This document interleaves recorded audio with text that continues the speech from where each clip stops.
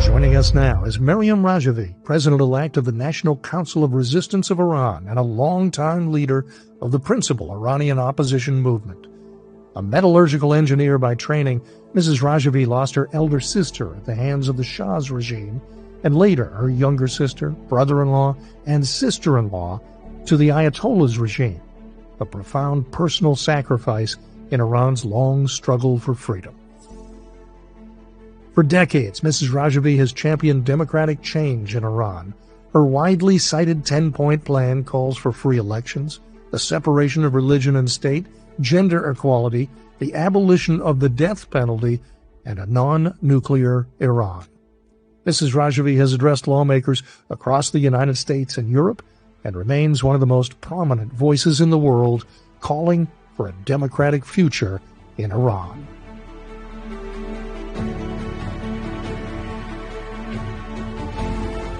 Mrs. Rejouy, thank you for joining us. Thank you very much. You know, analysts and experts look at the conflict between the United States and Iran, and they look at the success the United States has had. Militarily, they've done an enormous amount of damage.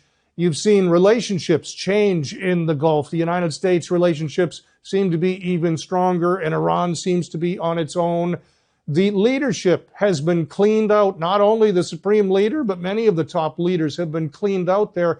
And yet, the regime is still there. Some pundits would tell you it's even stronger, that their resilience is so strong, they may be in a stronger position than they were before February 28th. Is that a correct assessment?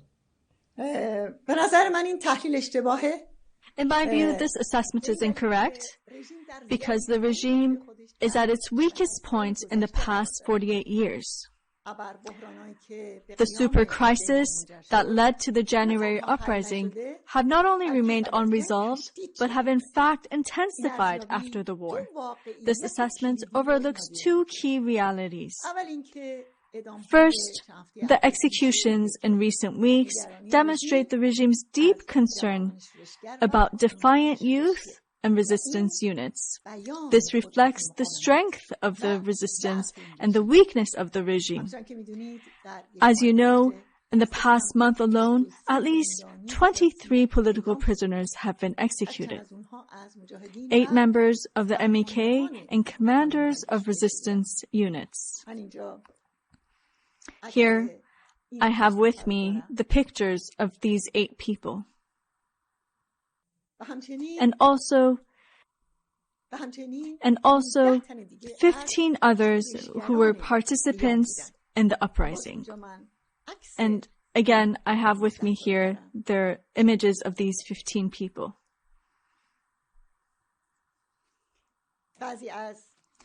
Some family members of these martyrs who sought to retrieve the bodies of their loved ones have also been arrested.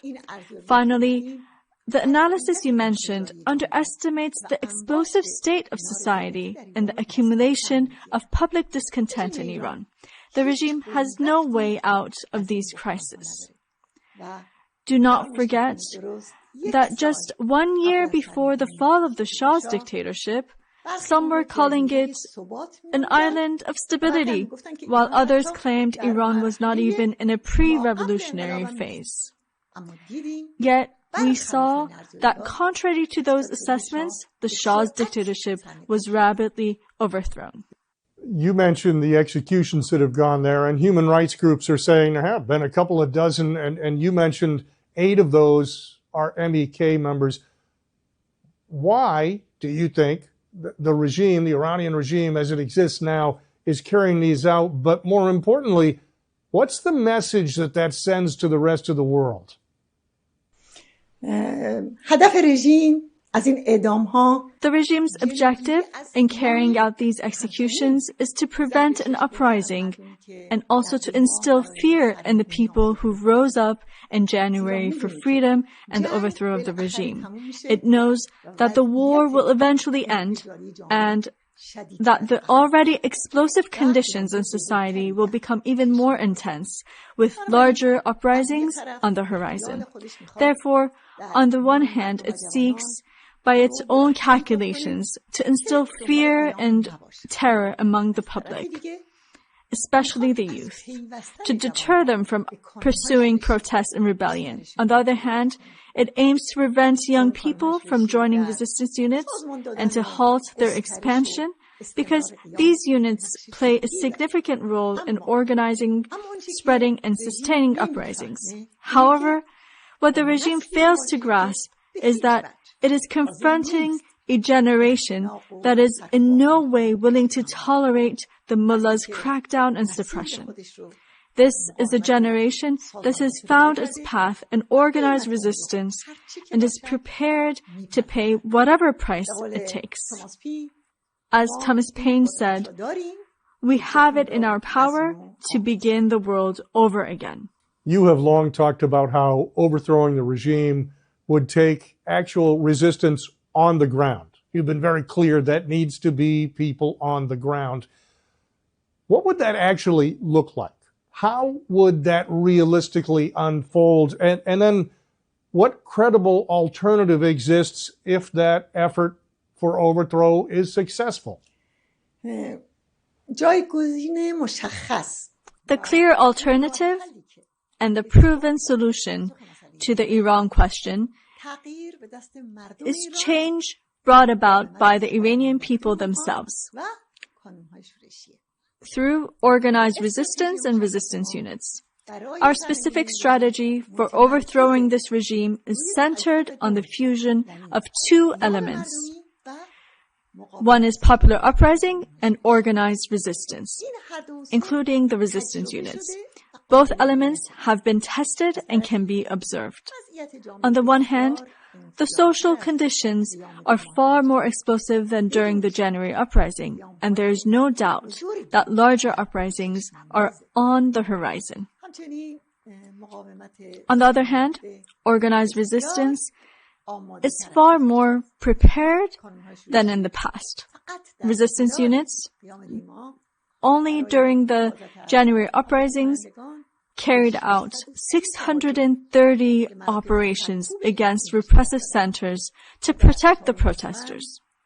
On February 23rd, 250 MEK fighters launched an assault on Khamenei's heavily guarded headquarters.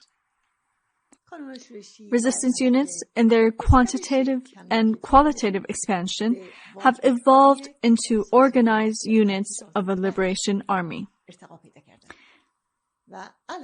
In addition to the resistance units, there exists a vast organized social network of MEK supporters across the country, playing an effective role in uprisings. Their struggle in cities and their resistance in prisons have had a profound impact on society. For example, members of a 6-member MEK unit, commanded by Wahid Bani Amirian, in the days before their execution, sang a collective anthem inside prison. This profoundly moving footage has now gone viral. International television stations have broadcasted it repeatedly. Just the French television, in airing their images, described it as a powerful symbol of the Iranian people's resistance and dignity, and it's quite powerful. Here I have their pictures. This is the scene where they had stood in the prison yard and were singing together. As I have repeatedly stated, real change in Iran requires a combat-ready, organized force on the ground. The fake alternatives, polished through social media engineering and glossy television programs, lack even the slightest real role or relevance. These represent remnants of the former dictatorship who aspire to return Iran to the past. But a people who sacrifice their lives do so not for a return to the past, but for a democratic future. one must not lose sight on the fact that elevating a manufactured alternative built around the Shah's son and the remnants of their former dictatorship served as one of the clerical regime's key levers to confront and contain the uprising and the organized resistance. While the United States disagreement with Iran is only a couple of months old, you have been fighting this battle for a long, long time.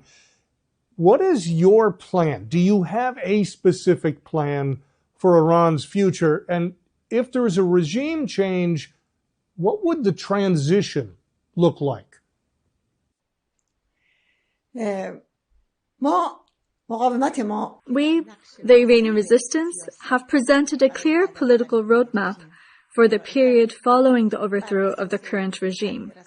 Under the Council's official plan, after the regime's overthrow, a provisional government designated by the Council will, within a maximum of 6 months, hold free and fair elections for a constituent and national legislative assembly, thereby transferring sovereignty to the people. The provisional government will then resign after 6 months, enabling the constituent assembly to designate a government to administer the country. The political foundation of this transition is outlined in the resistance 10-point plan.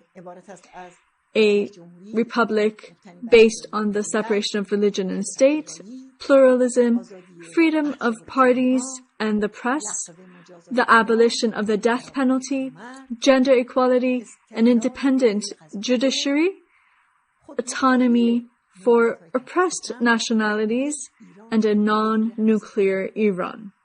Therefore, our emphasis is on a republic grounded in freedom and democracy. And as Abraham Lincoln said in your own history, the fundamental principle is that government must be of the people, by the people, and for the people. The current regime has a reputation for oppressing women. And yet, since 2017, women have been the ones who seem to be at the forefront of the protests on the ground in Iran. And at the same time, when I look at your group, not only you, but primarily all the leadership in your organization is female.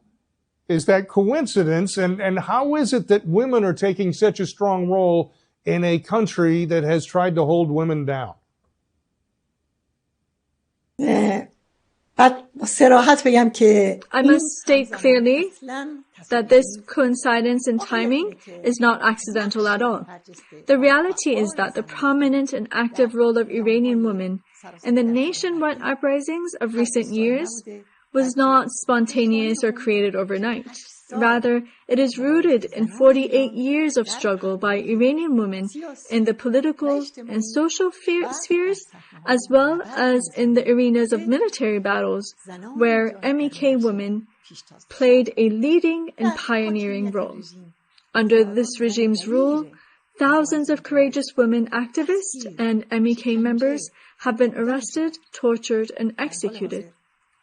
And today, 1,000 heroic women serve in the MEK's Central Council, assuming leadership and guiding responsibilities at every level of this movement. Moreover, women constitute 52% of the more than 450 members of the National Council of Resistance of Iran. In this way, women's leadership has been institutionalized within the resistance and serves as a springboard for achieving genuine gender equality. This is the source of inspiration and motivation for women across Iran. According to the Council's program and its 10-point plan, equality for women and their full participation in all spheres of society, especially in political leadership, will guarantee democracy and development in a future Iran. Following the death of Iran regime's supreme leader, Ali Khamenei, you announced the formation of a provisional government. And to be perfectly candid, there were some critics out there that said that was premature. Why did you think it was important to make that announcement then, to make that formation then? And what makes the provisional government legitimate? دولت موقت بخشی از یک برنامه The provisional government is part of a predefined plan by the NCRI for the transitional period. Its announcement at a time when the regime is experiencing severe fragility and weakness highlights the fact that a credible alternative exists, one capable of transferring power to the Iranian people in an orderly, calm, and democratic manner after the regime's overthrow. Regarding legitimacy of the provisional government, I must say that under conditions of repression, where free elections are impossible, the measure of legitimacy for any political force is its level of active participation and resistance and its demonstrated commitment to democratic principles and practice. The legitimacy of the provisional government is rooted in 45 years of unrelenting struggle against religious tyranny and in the sacrifice of more than 100,000 martyrs. This government is based on a clear and publicly declared political program grounded in principles such as free elections, the rule of law, separation of religion and state, and gender equality. I must add that the provisional government does not seek to replace the will of the people. Rather, it aims to facilitate its realization. We have consistently stated that we do not seek power for ourselves, but intend to transfer power to the Iranian people. The mandate of the provisional government is to hold free elections within a maximum of 6 months for the formation of a constituent assembly. Immediately thereafter, the provisional government will resign so that the representatives elected by the people in the constituent assembly can establish a new government to carry forward the affairs of the country. In the recent past, the collapse of oppressive rulers, like in Libya, for example, or maybe a great example would be in Iraq and Saddam Hussein. The collapse of those leaderships has ended up in chaos, in instability all over. If there is a regime change in Iran, can a different path be taken? Can that instability be avoided? در ایران چنین تهدیدی وجود نداره. Such a threat does not exist in Iran. Neither the experiences of Iraq and Libya are applicable to Iran, nor is a Chalabi-style scenario conceivable, nor is a return to monarchical dictatorship. For several reasons. First, there exists in Iran a deep and powerful societal desire for regime change and the attainment of freedom and democracy. For the past 45 years, there has been a continuous resistance aimed at overthrowing the regime. This prolonged struggle serves as a unifying force among the diverse components of Iranian society. It must be noted that in Iraq and Libya, no credible alternatives existed. The fall of those regimes occurred largely as a result of the sudden collapse of state structures. In contrast, change in Iran is fundamentally relies on the people and in an organized resistance that is backed by a political alternative and a provisional government. In Iran, there exists an opposition force with defined structure, program, and networks, which has a clear roadmap for the day after the regime's overthrow. And as I said, a time-bound provisional government has been proposed with the explicit mandate to hold free elections. In other words, a designed mechanism exists to prevent a power vacuum.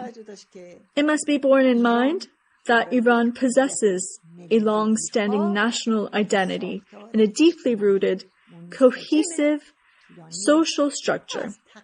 It was not a state born out of the post-war global partitions that followed major wars.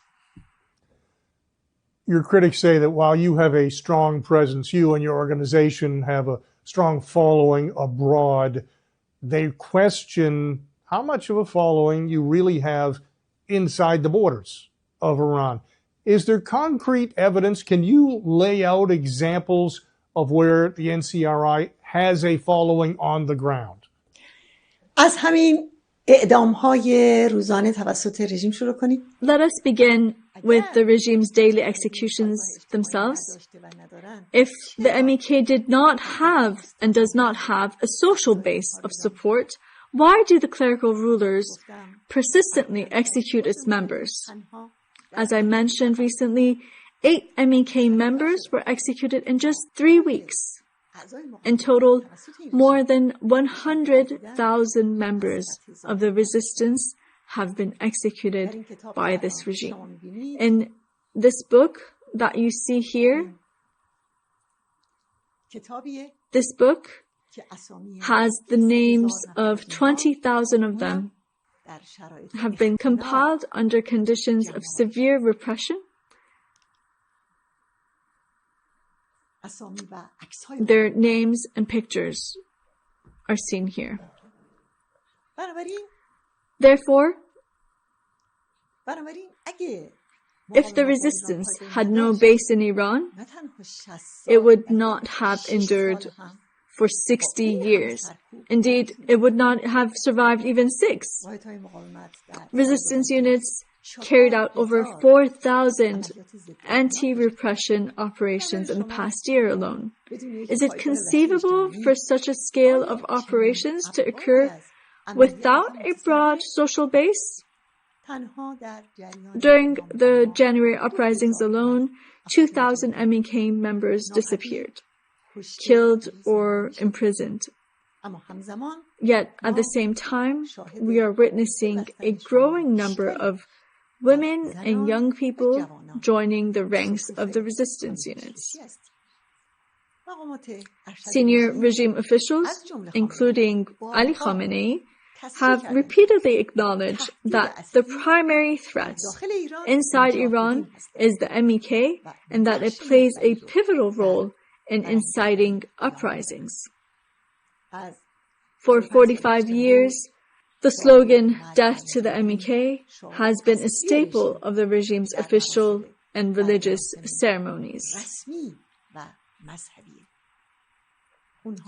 Over the past 2 years, the regime has held a so-called in absentia trial in Tehran, convened every 2 weeks, targeting 104 members of the resistance.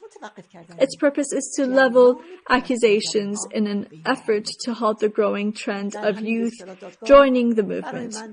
In this very so-called trial, death sentences have been issued against me and other members. I must also recall that, relying on its popular network, this resistance was the first to expose the regime's secret nuclear program in 2002 and has carried out more than 130 such revelations since then.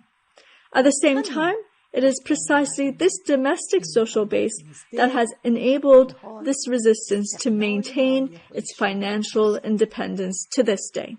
I'm not sure that some in the West realize how large the ethnic diversity is in Iran.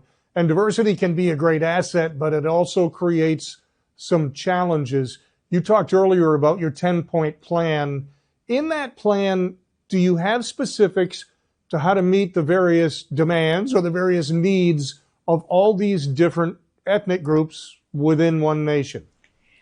حفظ تمامیت ارضی. Preserving Iran's territorial integrity and national unity is possible precisely through guaranteeing the rights of all its constituent peoples and components. That is why we advocate internal autonomy for oppressed nationalities, such as the Baluches, Kurds, Arabs, and Turkmen. For many years, the NCRI has adopted a comprehensive plan for autonomy in Iranian Kurdistan. This plan represents an advanced model for democratic self-governance for Iranian Kurdistan. Conversely, those who refuse to recognize the rights of oppressed nationalities are in practice pursuing the path of division and fragmentation in the country. A course the people of Iran firmly reject. We've talked about the NCRI. We've talked about your organization and who makes it up. We've talked about action on the ground. There's one question remaining, and that is, what are you looking for from the international community in support for your efforts? As I recently stated at a meeting at the European Parliament, the Iranian people expect the international community to predicate any diplomatic engagement or agreement on the halt and executions and the release of political prisoners. Furthermore, the regime's dossier of human rights violations must be referred to the United Nations Security Council so that its leaders can be held accountable for crimes against humanity. The regime's embassies should be closed, and agents and operatives of the Ministry of Intelligence and the Revolutionary Guards must be expelled from all countries. Also, the requisite technical infrastructure must also be provided to ensure the Iranian people have access to a free and unrestricted internet. Finally, it is essential that the regime changed by the Iranian people and their organized resistance be recognized along with the provisional governments announced by the NCRI. Mrs. Rajvi, before I let you go, anything else you would like to share with our audience?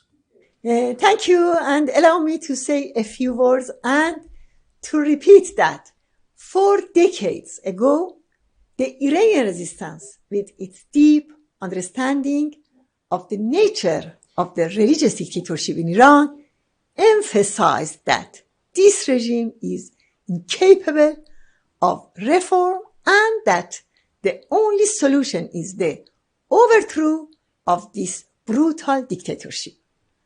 Our program can be summarized as freedom, equality, and the separation of religion and the state.